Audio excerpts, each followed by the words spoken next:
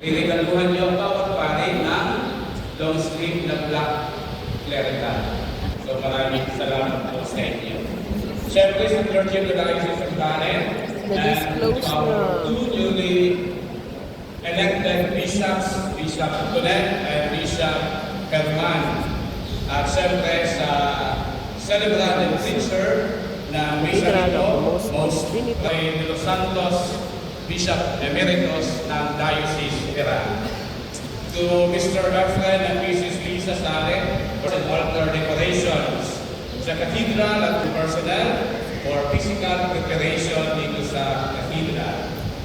I would like also to acknowledge in a very special way of Dr.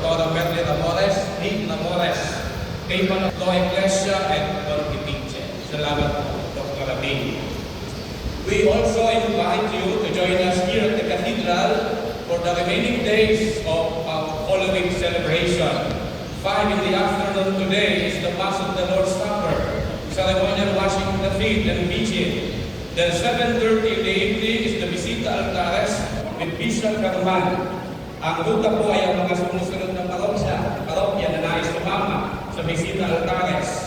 St. Joseph Asmalong Merit mula dito sa Cathedral, to St. Joseph Asmalong Mary Lacon, Divine Mercy Parish sa Lobihaw, St. Vincent Parish sa San Vicente, St. Rafael the Archangel, Basel, Parokya ni San Juan Bautista Daret, Our Lady of Peña Francia Moreno, and last parish is St.